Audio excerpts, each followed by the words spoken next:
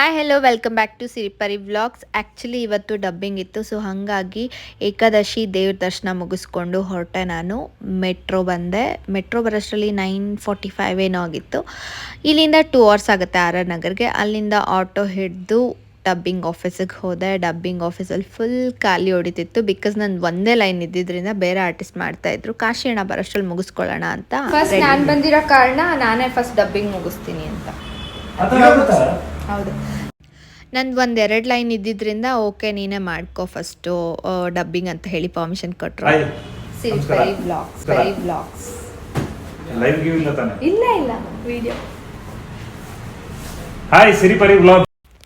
Dubbing studio ಬಂದು 2 room ಇರುತ್ತೆ ನೋಡಿ. ಈ ಥರ ಒಂದು ಮೈಕ್ ಅಡ್ಜಸ್ಟ್ ಮಾಡಿ ನಮಗೆ ಡಬ್ಬಿಂಗ್ ಮಾಡೋರಿಗೆ ಕೂರಿಸ್ತಾರೆ.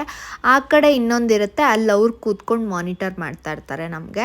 ಅವ್ರದ್ದೊಂದು ಮೈಕ್ ಇರುತ್ತೆ, ಅದ್ರಲ್ಲಿ ಹೇಳಿದ್ರೆ ನಮಗೆ ಕಿವಿಲಿ ಹಾಕಿದ್ದೀನಲ್ಲ ಅದ್ರಲ್ಲಿ ಕೇಳಿಸ್ತಿರುತ್ತೆ ಅವ್ರು ಏನು ಹೇಳ್ತಿದ್ದಾರೆ ಅಂತ. ಆ್ಯಂಡ್ ನಾನು ಸೀನ್ ನೋಡಿ ಫಸ್ಟು, ಅದಾದಮೇಲೆ ಡಬ್ಬಿಂಗ್ ಮಾಡ್ತೀನಿ. ಏನು ಹೇಳಿರ್ತೀನೋ ಅದನ್ನೇ ಇಲ್ಲಿ ವಾಯ್ಸ್ ಕೊಟ್ಟು ರಿಪೀಟ್ ಮಾಡ್ತೀನಿ ವಿತ್ ಎಕ್ಸ್ಪ್ರೆಷನ್ಸು. ಸೊ ನಂದು 1-2-3 ಲೈನ್ಸ್ ಇದ್ದಿದ್ದರಿಂದ ಬೇಗ ನಂದು ಡಬ್ಬಿಂಗ್ ಮುಗಿಸಿ ಒಂದು 5 ಮಿನಿಟ್ಸು ಆಗಲಿಲ್ಲ ಅಷ್ಟರಲ್ಲಾಗಲೇ ಡಬ್ಬಿಂಗ್ ಮುಗಿಸಿ ನಾನು ಎಲ್ಲಿ ಹೋದರೂ ನನ್ನ ವಾಟರ್ ಬಾಟಲು ಬ್ಯಾಗ್ ಮಾತ್ರ ಬಿಡಲ್ಲ ನಾನು. ಡಬ್ಬಿಂಗ್ ಮುಗಿಸಿ ಅದಾದಮೇಲೆ ಹೊರಟೆ.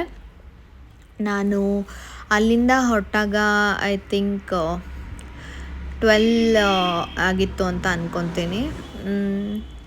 11:45 ಅಂತ ಅನಿಸುತ್ತೆ. ಬರೀ ಇಷ್ಟಕ್ಕೇ ನಾನು 4 ಅವರ್ಸ್ ಜರ್ನಿ ಮಾಡಬೇಕು. ಎನಿವೇಸ್ ಕೆಲಸ ಅಂದಮೇಲೆ ಮಾಡಲೇಬೇಕಲ್ವ. ನಿನ್ಗೆ 2 ನಿಮಿಷ ಕೆಲಸ ಇದ್ರೂ ನಾನು 2 ಅವರ್ ಜರ್ನಿ ಮಾಡಲೇಬೇಕು. ಇದು ನನಗೆ ರೊಟೀನ್ ಆಗೋಗಿದೆ. ಆ್ಯಂಡ್ ಮೆಟ್ರೋ ಇರೋದ್ರಿಂದ ಅಂಥ ಕಷ್ಟ ಏನಾಗೋದಿಲ್ಲ. ಒಬ್ಬಳೇ ಓಡಾಡೋದು ಕೂಡ ತುಂಬ ಇಷ್ಟ ಆಗೋಗಿದೆ ನನಗೆ. ಮೆಟ್ರೋ ಬಂತು, ಮೆಟ್ರೋ ಹತ್ತಿ ನನ್ನ ಫೋನಲ್ಲಿ ಚಾರ್ಜ್ ಇರಲಿಲ್ಲ, ಬ್ಯಾಟ್ರಿ ಲೋ ಇತ್ತು. ಸೊ ಹಾಗಾಗಿ ಮೆಟ್ರೋನಲ್ಲೇ ಚಾರ್ಜ್ ಹಾಕ್ಕೊಂಡು ನಾನು ಮನೆಗೆ ತಲುಪಿದೆ.